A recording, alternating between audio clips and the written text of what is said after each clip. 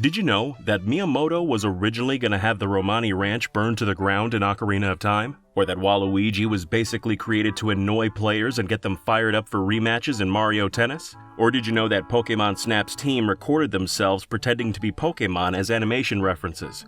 Lately, we've been crawling through hundreds of Japanese magazines looking for interesting tidbits to translate, and that's where most of today's facts came from. We stumbled upon a few interviews for N64 games during our research, all of which were bursting with facts we'd never heard before. Probably because they've never made it to the West, so unless you lived in Japan in the late 90s, you probably haven't heard any of the stuff in this video. This video is going to focus on facts from N64 games like Ocarina of Time, Pokemon Snap, and a couple Mario titles. So let's jump right into it with a Shigeru Miyamoto interview all about Ocarina of Time's development from 64 Dream Magazine's January '99 issue.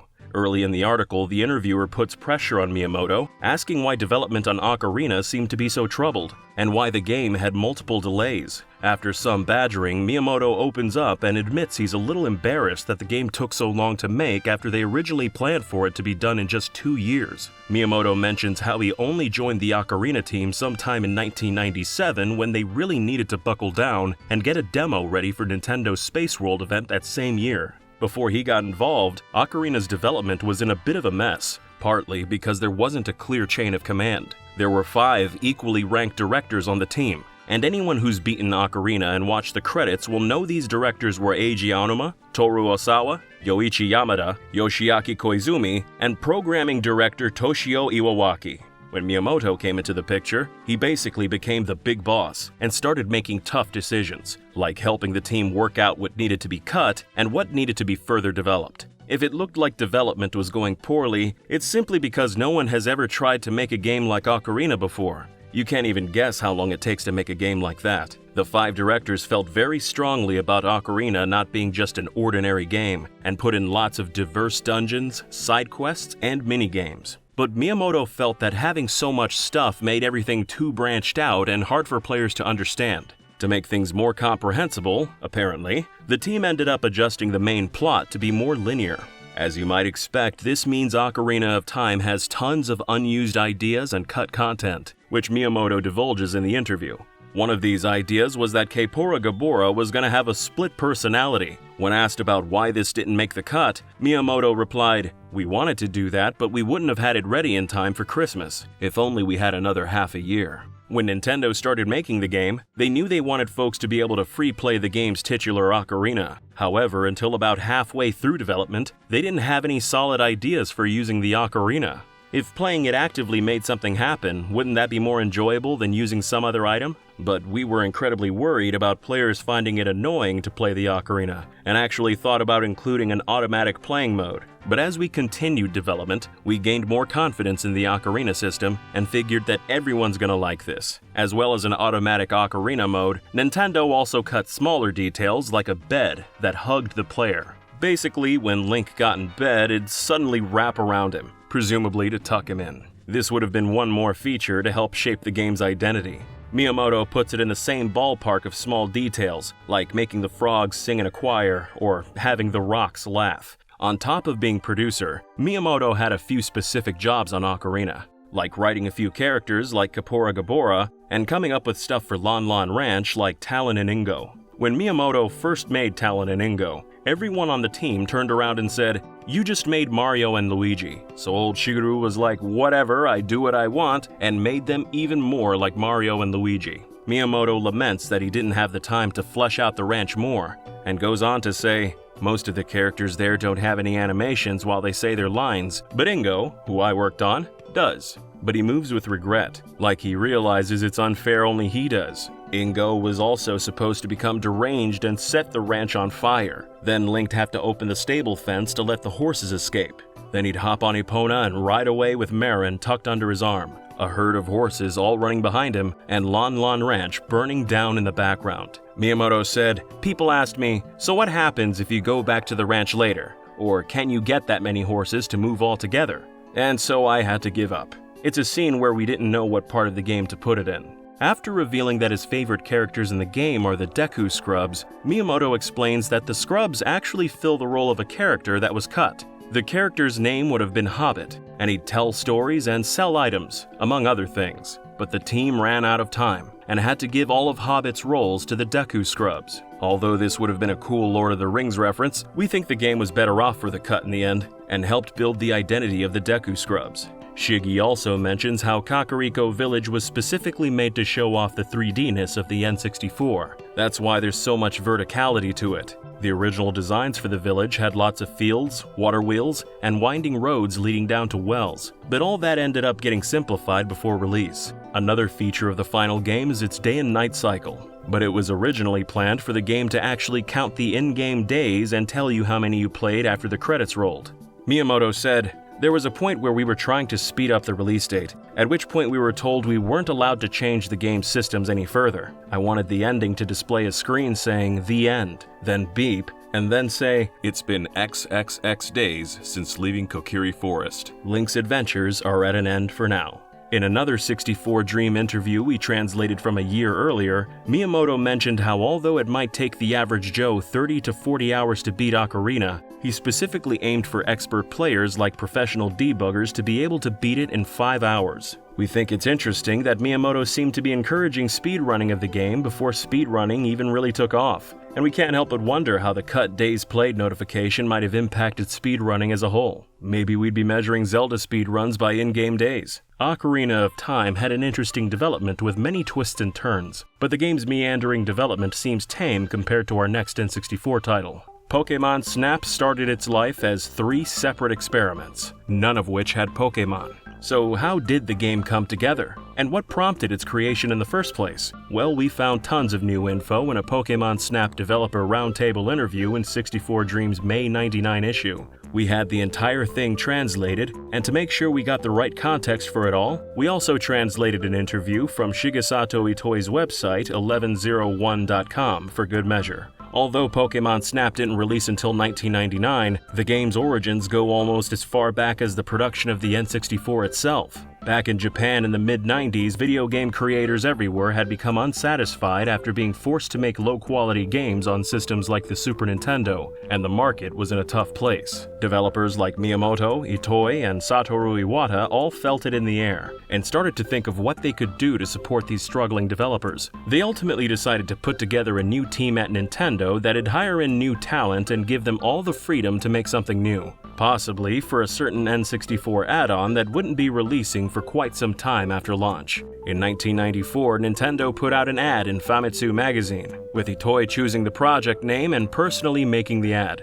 Over 550 ended up applying, which took days for the 4 committee members, Itoi, Miyamoto, Iwata, and Chunsoft's Koichi Nakamura, to review.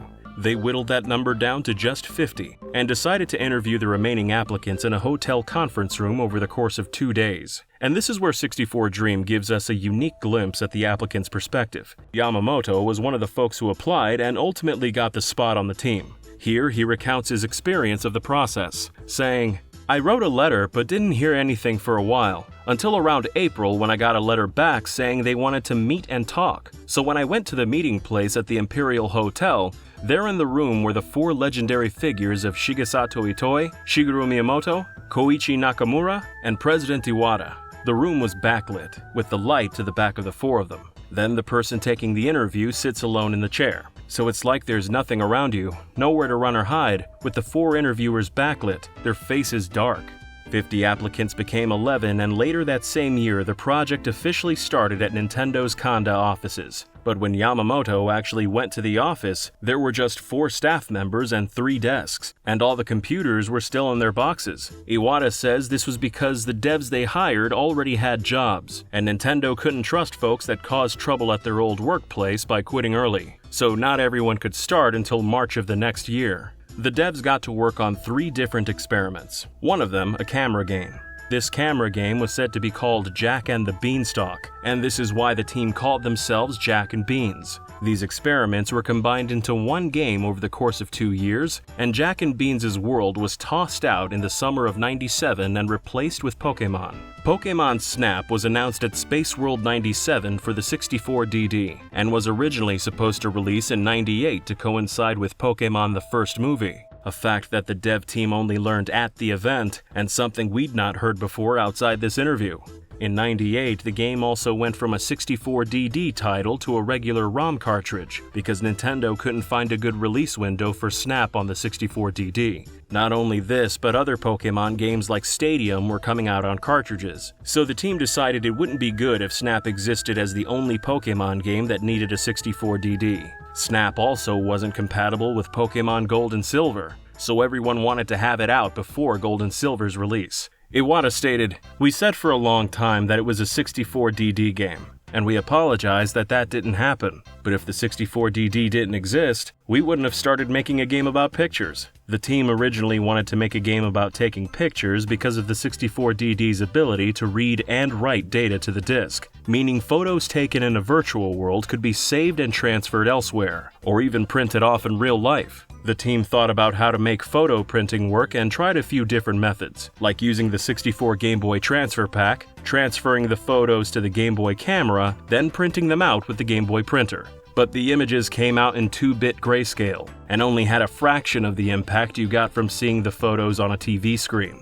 Iwata said, "It was around then that HAL Lab hardware technician Tanimura used a video printer and threw together some stickers, and yet those stickers really won over a lot of people. They were incredibly useful, as when we handed them to people saying this is what we're able to make, they'd readily cooperate with us. Some companies got mad at us, saying, 'While we're glad you brought this plan to us, we really wish you hadn't come just 2 months before launch.'" So far, this 64 Dream interview has been among the game's producer Iwata, the director Yamamoto, and designer Shigefumi Kawase.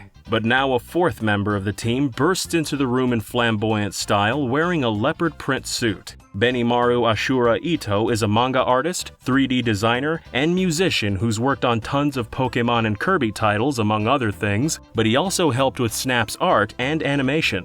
It's even implied in this interview that he was the animation reference for the Great Fairies in Ocarina of Time. After everyone calms their laughter, Iwata starts to talk about the game's rocky development period. Iwata says that as recent as half a year before the interview, the team couldn't see what the finished product would look like. And keep in mind, this interview was done about a month after the game's Japanese release. People from Nintendo kept casting doubt on whether they could finish on time.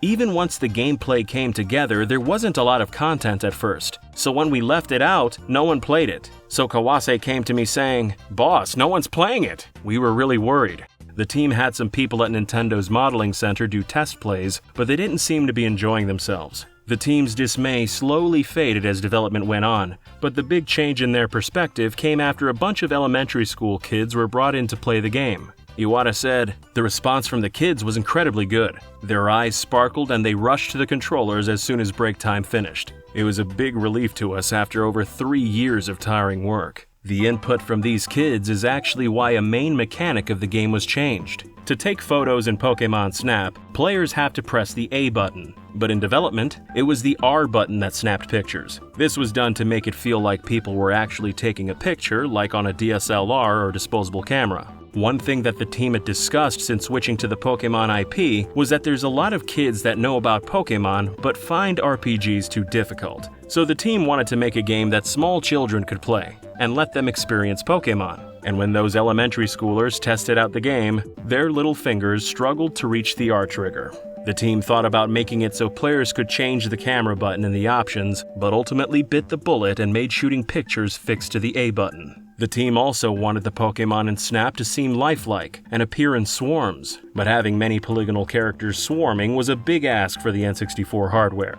This meant the 3D models had to be very low poly, which also meant the team couldn't use the same models from Pokemon Stadium. Kawase said, "Work was proceeding on Stadium at the same time, but we couldn't use any of the same models. They only needed 2 at a time while we needed swarms. We couldn't reuse the same models and it was difficult to show anything as detailed as what they had in Stadium.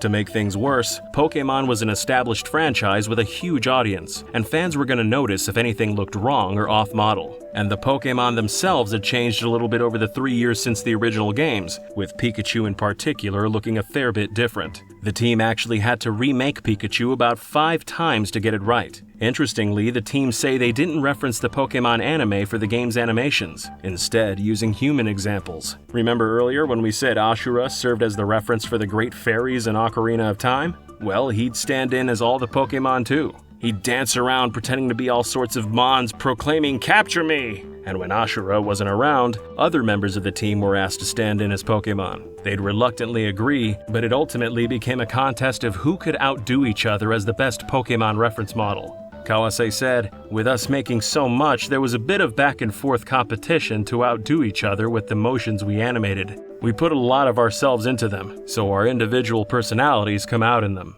The team divulged a few more tidbits in the interview, like the origins of the player's vehicle, the 01. Yamamoto says that originally the first stage in the game took place in a river, and having something floating in the river reminded them of the legend of Isun Boshi riding in an Oan bull. Oan sounds like 01, as in 01, so they named the vehicle 01 as a nod to the legend. They also mention how they didn't have much time or free space left towards the end of development, but they wanted to have at least some voice lines in the game. So they booked a last-minute session while the Pokémon anime was being recorded and got the Japanese voices of Professor Oak and Todd Snap to say a few phrases. They were particularly pleased with how Oak said "wonderful."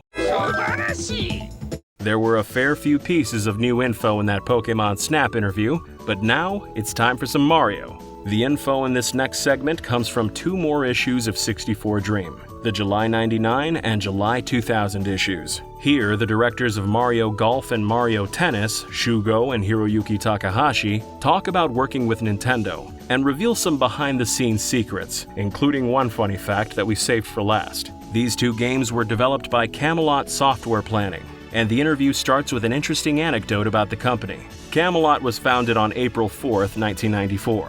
This is because the Takahashi brothers intended on registering the company on April 1st, but realized it'd cause issues if people thought it was just an April Fool's joke, so they pushed it back a few days. But as far as their work on the Mario series, everything was set in motion when Camelot was approached by Monegi, a joint studio founded by Nintendo and Hudson in 1998 that aided in the development of the Mario Party series. Hiroyuki elaborated, saying, "Mario Golf 64 started when Monegi came to visit us and we started talking. Monegi actually didn't know that we'd made Everybody's Golf on PlayStation. Camelot specializes in RPGs, so they'd come to ask us to make an RPG for the N64.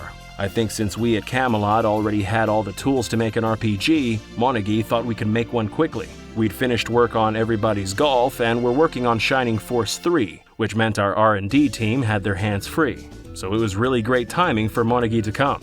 Camelot had gotten a reputation for specializing in RPG games, but they started having doubts about the market as it became full of cinematic and anime-like RPGs. Not once to just go with the trends, the team wanted to make something they actually believed in, but wanted to take a look at the N64 hardware before they decided what that was. To their surprise, Monegi sent them a suite of development tools right away, which really showed Camelot how serious Monegi was. The brothers had heard it was difficult to develop for the N64 and thought it'd take quite some time to put together what they need for an RPG. So they decided to make a game while they learned the development tools instead, and decided to make a golf game as a test in 1 to 2 months. Hiroyuki said, "The N64 had few titles available at the time, and we're good at making games in quite a short time span, so we might as well play to our strengths. Also, having made Everybody's Golf, we were confident in making another golf game." The Takahashi brothers aren't really fans of simulation-style golf games, but they loved Mario Open Golf for the Famicom, so that's the style they aimed for. Nintendo had recently announced a golf game for N64 tentatively titled Nintendo Golf, so the brothers were eager to put out their game first and be the de facto N64 golf title. As it turns out, Nintendo Golf was scrapped, so in hindsight they probably could have taken their time. The prototype Camelot put together had stylized characters that wouldn't look out of place in a Nintendo game, but it was all original. Shugo goes on to say, "We talked about how if we're working with Nintendo anyway, then we should make something good enough that they ask us to put Mario in it. Later, once it was taking shape as a product, Nintendo suggested that we use Mario in it. We didn't think it would ever actually happen. We were extremely happy about that." Apparently someone from Nintendo of America said to Nintendo proper, "If Camelot's making it, then it should be Mario Golf 64." The Takahashi brothers had always admired Nintendo games, particularly those by Miyamoto, and Super Mario was what inspired them to get into this industry in the first place, so for them getting to make Mario Golf 64 was a dream come true. So essentially, the team won Nintendo over by just being good developers. Then they went on to make over a dozen Mario sports games, with their next N64 title being Mario Tennis. Which brings us to our next interview with the Takahashis, all about Mario Tennis. Mario Golf released in Japan in June 1999, and Mario Tennis came out just 13 months later. So in this July 2000 issue, the interviewer opens up by asking how long did it take to develop Mario Tennis? The answer? Just 7 to 8 months. This time, the team planned on using Mario from the get-go, and gambled on asking Nintendo to let them use Mario again. They expected to get the official go-ahead, so they already had the characters in a demo in a playable state, and presented it to Miyamoto, who was apparently very happy with it. The brothers chose to make a tennis game this time, as it was one of the sports they genuinely liked. They felt that if it wasn't based on a sport they actually enjoyed, they couldn't have made it as attractive as a game. Hiroyuki said, "Like with the Famicom game Tennis, it was really good for its time. I also played a bit of Mario's Tennis on the Virtual Boy. While it was good, it had parts a tennis player would find lacking. We got really into all kinds of competitive ball sports and came up with ideas to make games that play different from what's out there." Interestingly, the duo actually looked for a Virtual Boy to buy for research, but no one was selling one. They ended up having to borrow one from Nintendo. Here the interviewer jokes if the brothers were into any other competitive ball sports, and Shugo claps back saying they were actually world-class bowlers when they were kids, and even trained with pro bowlers like Ritsuko Nakayama and Masaaki Saijo. Then the interviewer asks if Mario Bowling 64 was on the cards, but the brothers apparently think bowling doesn't have much depth as a competitive sport, and that sports with an intellectual back and forth are more suitable for video games. Hiroyuki elaborates, "Sports like golf have a much higher knowledge threshold. Tennis as well required a lot of cerebral play back in the era of McEnroe and Connors. More modern tennis is a lot more about the athletic side of things. Too much is decided in a single hit. That's why I really don't enjoy watching modern pro tennis. If it isn't something that's fundamentally fun to watch, it won't make for an interesting game. That's why our vision of Mario Tennis 64 was to revive the last generation of tennis that everyone enjoyed watching on satellite, or at least something like it." The brothers hadn't played tennis in 10 or so years, but the 5 years before then they took it very seriously and spent most of their vacation time playing tennis. To prepare for making Mario Tennis 64, the brothers started watching a ton of tennis on satellite TV, but were surprised what tennis had become, with it emphasizing the athletic side rather than mind games. But when Mario Tennis was taking shape, it started to remind the team of what tennis used to be like, even with unrealistic things like special moves. Compared to golf, tennis has a lot more emphasis on the contest against the opponent. But when you look at Mario characters, they're all hard to hate. This was a problem for the team, because they wanted a character that'd get players riled up and wanting revenge. So Camelot came up with Waluigi to fulfill that role, and get people fired up to fight harder. And they also wanted to give Luigi a rival character for doubles. They put a lot of thought into doubles and were a bit stumped about who to pair Peach up with. Nintendo turned around and said they had this girl Daisy already, so Camelot threw her in the game too. Hiroyuki talked more about their pursuit of teams for doubles, saying, "From there we talked about giving Wario and Waluigi girlfriends too, but Miyamoto said he didn't want to see Wario and Waluigi's girlfriends." Then Shugo chimes in saying, "You can more or less imagine what they'd be like. Part of me wishes we had pairs so everyone could do couples doubles matches." Then Hiroyuki finishes saying, "You would have seen Wario's girlfriend if only Miyamoto gave us the go-ahead."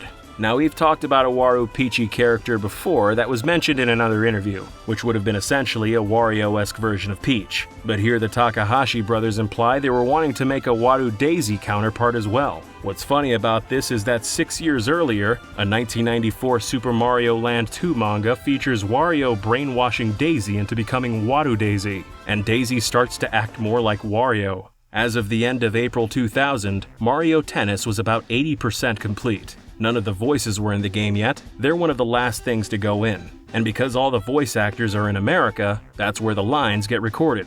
Shugo said, "When we listen to them, they just talk on, and like Luigi will say pepperoncino. Pepperoncino wasn't in the script. That was a freebie. They're of course talking about Charles Martinet, who apparently likes to go off script. The brothers think Charles's Baby Mario is one of his funniest voices, with Shugo going on to say, "The voice actor totally became a baby.